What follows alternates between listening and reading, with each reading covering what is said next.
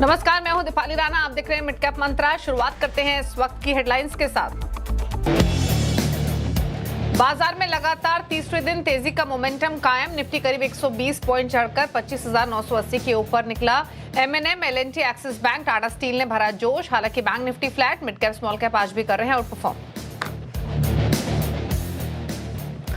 सोने ने इक्विटी को छोड़ा पीछे। गोल्ड ईटीएफ में हुआ इक्विटी से ज्यादा निवेश। एमफी के मुताबिक जनवरी में इक्विटी में निवेश 14% घटा, तो वहीं गोल्ड ईटीएफ में निवेश बढ़कर हुआ दोगुना। दिसंबर के बराबर 31,000 करोड़ रहा एसआईपी का नंबर।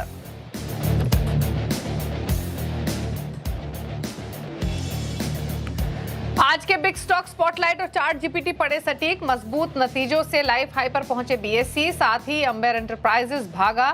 उधर स्पॉटलाइट, बजाज ऑटो ने पकड़ी रफ्तार और चार्ट जीपीटी, बंधन बैंक में जोरदार तेजी। बीएसई के अच्छे नतीजों से दूसरे कैपिटल मार्केट स्टॉक्स में भी भरा जोश। 2% चढ़ा इंडेक्स, 3% चढ़े KFin Tech, UTI, AMC, Angel One, साथ ही ऑटो मेटल आईटी शेयरों ने भी पकड़ी रफ्तार। वहीं फार्मा, सरकारी बैंक शेयरों में आज हल्का दबाव। नतीजों के चलते चुनिंदा कैश शेयरों में जोरदार एक्शन। दमदार नतीजों से करीब 5% दौड़ा रूट मोबाइल। वहीं बाटा, लिंडे इंडिया भी 5 से 6% तक भागे। वहीं रिजल्ट के बाद रामको सीमेंट करीब 4% फिसला।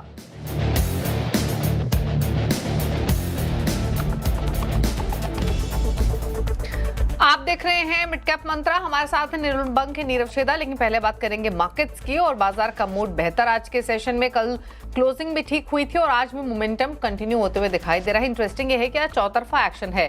दिग्गज भी चल रहे हैं। मिड कैप स्मॉल कैप पे भी तेजी का एक्शन देखने को मिल रहा है। निफ्टी इस समय डेज हाई पर आ चुका है। लगभग 26,000 की दहलीज पर 25,974 के लेवल्स देखने को मिल रहे हैं। सेंसेक्स में 350 पॉइंट की तेजी है।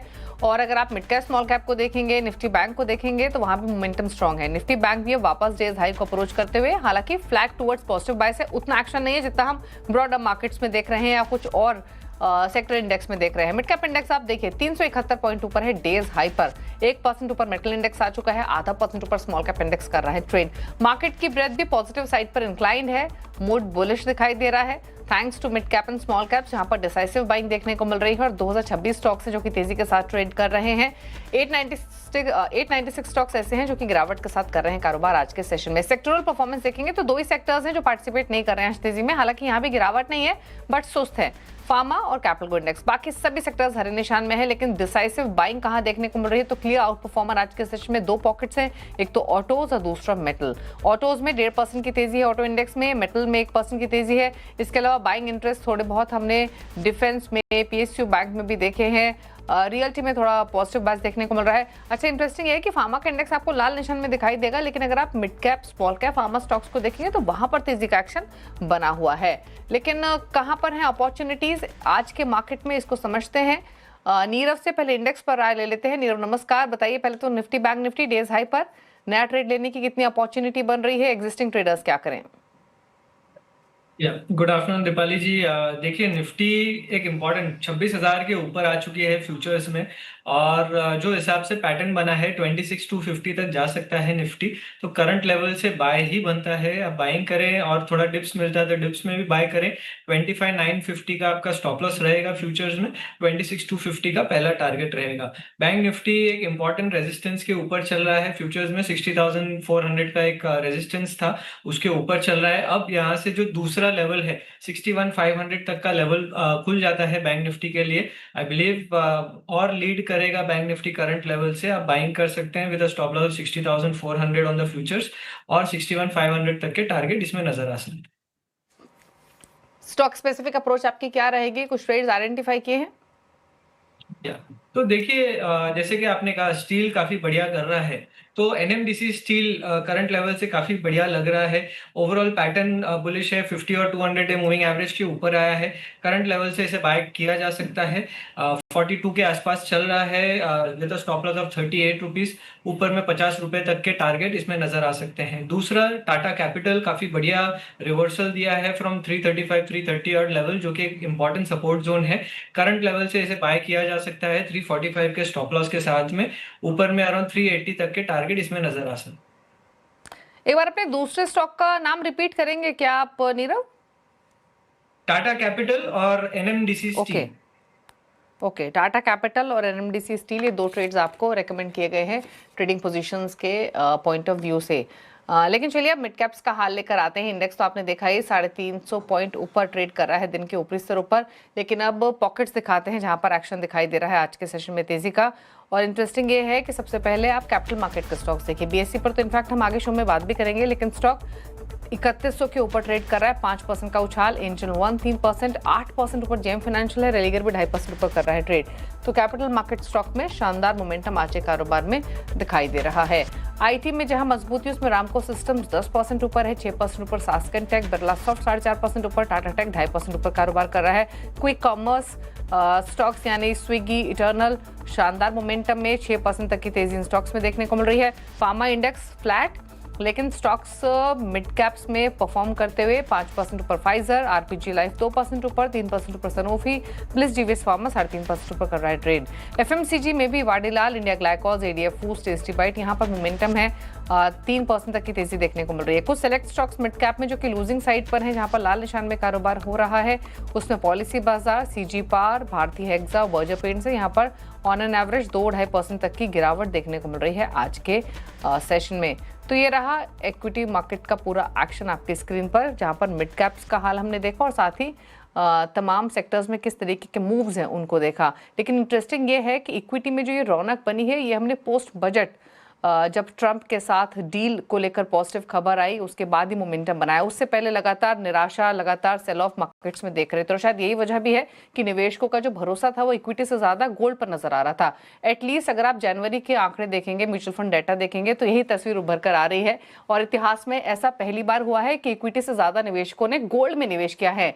क्या डेटा निकल कर आया है सामने, क्या इंडिकेट करते हैं ये म्यूचुअल फंड के आंकड़े, समझते हैं आशीष वर्मा से। आशीष बताइए, आपने भी कुछ कंट्रीब्यूट किया जनवरी में गोल्ड बाइंग में या नहीं? नहीं, मेरे ईटीएफ्स दोनों तरफ चलते रहते हैं तो मैं दोनों तरफ कंट्रीब्यूट कर रहा हूं। लेकिन ये बात सही है कि ऑफलेट तेजी आई तो पिछला महीना जनवरी का जिसका डेटा एम्फी ने, एसोसिएशन ने शेयर करा, काफी वोलेटाइल था। और शुरुआत में तो आपको याद होगा एकदम नए साल में बहुत वीकनेस आ गई थी भारतीय बाजारों में।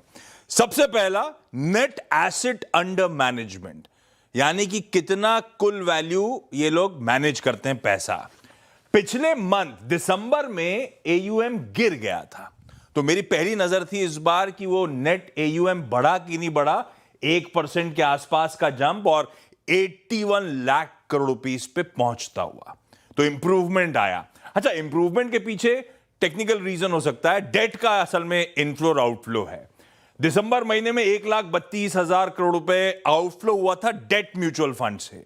अब वो क्वार्टर एंड होगा, कॉर्पोरेट्स पैसा निकाल रहे होंगे, ये रीजन होगा। और जनवरी में वापस 75,000 करोड़ रुपए के इनफ्लोज आते हुए आपको नजर आए। तो लार्जली एयूएम का फ्लक्चुएशन के पीछे रीजन ये था।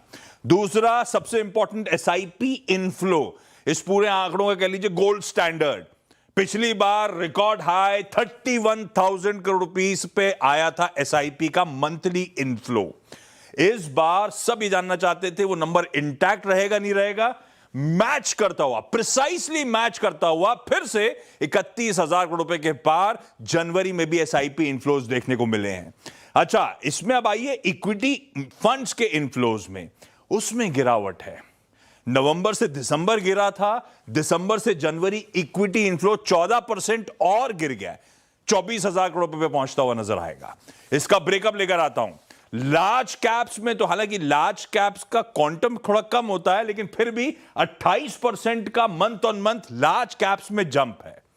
फ्लेक्सी कैप्स जो सबसे बड़े स्टार परफॉर्मर्स हैं आजकल, 10,000 करोड़ रुपए पिछली बार दिसंबर मंथ में एसआईपी इनफ्लो पैसा आया था फ्लेक्सी कैप्स में, इस बार 23% गिरा है। अभी भी स्टार परफॉर्मर फ्लेक्सी कैप्स ही हैं, लेकिन रिड्यूस हुआ है। ऐसे ही मिड कैप्स में, ऐसे ही स्मॉल कैप्स में 23% अक्रॉस द बोर्ड सब में मंथ ऑन मंथ रिडक्शन आपको देखने को मिलेगा।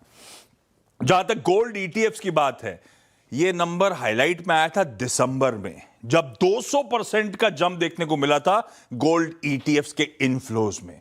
और दिसंबर के बढ़े हुए आंकड़े 11,500 करोड़ रुपए के ऊपर डबल हुआ है और इस बार 24,000 करोड़ रुपए गोल्ड ईटीएफ में इनफ्लोज एक महीने में देखने को मिले हैं। तो आप सही कह रहे हो, जो आपने मेंशन करा था, जनवरी के आंकड़े देखें तो इक्विटी पे सोना भारी पड़ता हुआ नजर आएगा, और इसमें अगर मैं चांदी ऐड कर दूं ईटीएफ्स के इनफ्लोज तो बुलियन तो बहुत भारी पड़ता हुआ नजर आएगा।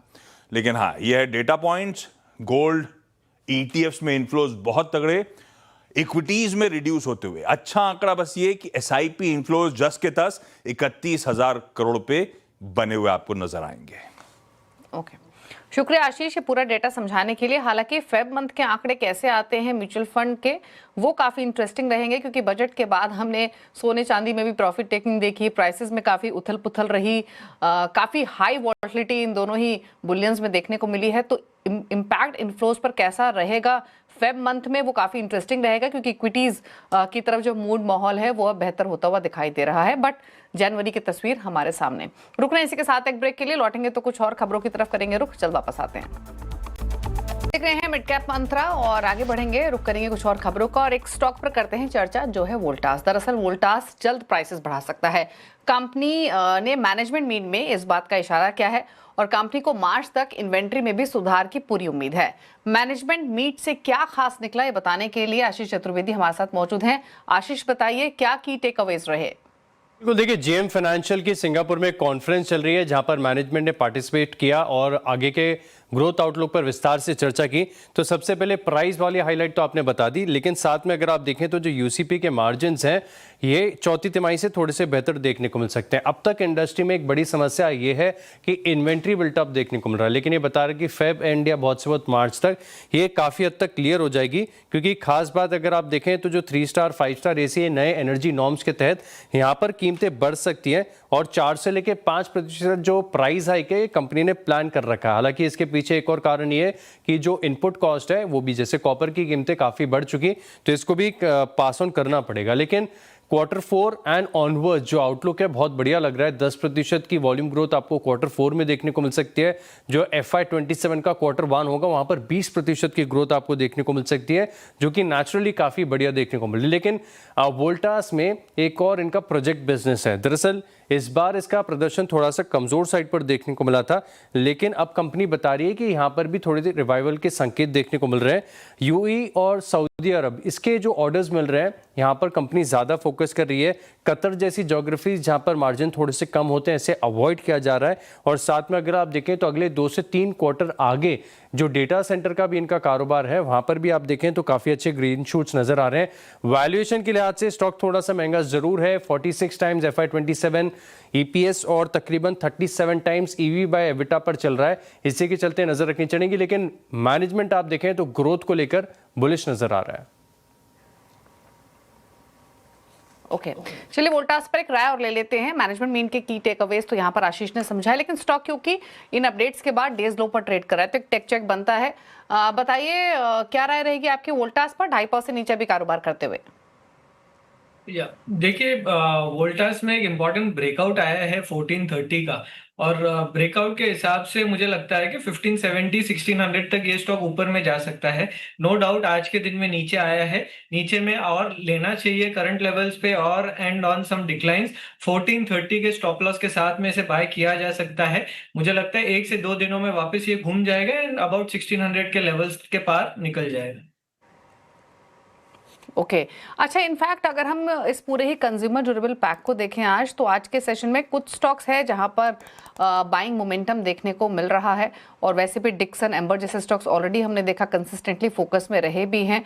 एक बार लेकर आते हैं दोनों ही स्टॉक्स से, देखते हैं किस तरीके का प्राइस अप्रिसिएशन आज के सेशन में देखने को मिल रहा है, किस तरीके का मोमेंटम है, और उस पर नीरव की राय भी लेते हैं। आज तो हालांकि ये स्टॉक फ्लैट ट्रेड कर रहा है, बिल्कुल कोई खास एक्शन देखने को नहीं मिल रहा है, बट फोकस में रहा है ये शेयर भी। एक बार एम्बर का स्टॉक और देखते हैं क्विकली, वहां पर किस तरीके का रुझान है। देखिए 6% ऊपर एम्बर एंटरप्राइजेस का स्टॉक। एक बार एम्बर एंटरप्राइजेस पर राय ले लेते हैं। बताइए क्या सजेशन आपके स्टॉक पर आज के इस मूव के बाद? देखिए बहुत बड़ा मूव आ चुका है। 3 हफ्तों में स्टॉक 5500 वाला 7400 ऑलमोस्ट 2000 पॉइंट्स का रैली आ चुका है। स्टॉक में 25% प्लस रैली आ चुका है। सो डेफिनेटली बिलीव के कहीं ना कहीं अभी स्टॉक रुकेगा। एक इम्पॉर्टेंट रेजिस्टेंस है अराउंड द 7600 लेवल्स ये स्टॉक को। तो मेरे हिसाब से नई बाइंग करनी है तो करंट लेवल से ना करे, थोड़ा सा नीचे आए अप टू द 7000 7200 मार्क, तब जाके बाइंग करें। करंट लेवल से अगर करेंगे तो रिस्क है कि यहाँ से थोड़ा बहुत सेल ऑफ आ सकता है। ओके, तो ये रहा एम्बर पर राय जो कि 7457 पर कारोबार करते हुए दिखाई दे रहा है आज के सेशन में। हालांकि आज मिड कैप्स में काफ़ी स्टॉक्स ऐसे हैं जो कि आपका ध्यान खींच रहे हैं, जहां पर काफ़ी अच्छा मोमेंटम देखने को मिल रहा है। कैपिटल मार्केट के स्टॉक्स पर हम बातचीत करेंगे, उस पर भी एक टेक चेक लेंगे, लेकिन क्विकली एक ब्रेक के लिए रुक रहे हैं और जल्द वापस आते हैं। साथ ही क्लाइड नंबर 1 के अपडेट पर भी डालेंगे नजर। आप देखते रहिए मिड कैप मंत्रा। आप देख रहे हैं मिड कैप मंत्रा और फटाफट से नजर डालते हैं क्लाइड नंबर 1 के अपडेट पर। इस हफ्ते मुकाबला चला है रघुनाथ कैपिटल के पवन महेश्वरी, इक्विनॉक्स के पंकज रांधर और साथ ही मेरे एसेट शेयर खान के मुत्थु सिल्वराज एम के बीच में। और रिटर्न की स्थिति आपकी स्क्रीन पर, तीनों ही खिलाड़ियों की तरफ से पॉजिटिव रिटर्न आते हुए 6.5% का रिटर्न पवन का पोर्टफोलियो दे रहा है, 5.5% का रिटर्न लैंड कर रहा है पंकज, और मुत्थु का पोर्टफोलियो 4% का रिटर्न फिलहाल लैंड करते हुए। तो शानदार रिटर्न तीनों ही खिलाड़ियों की तरफ से, और आज मुकाबले का है दूसरा दिन। इसी के साथ एक ब्रेक पर आप देखिए नोएवा कंपनी, जहां हम बातचीत करेंगे अतुल ऑटो के प्रेसिडेंट फाइनेंस जितेंद्र अधिया से एक छोटे से ब्रेक के बाद। नमस्कार।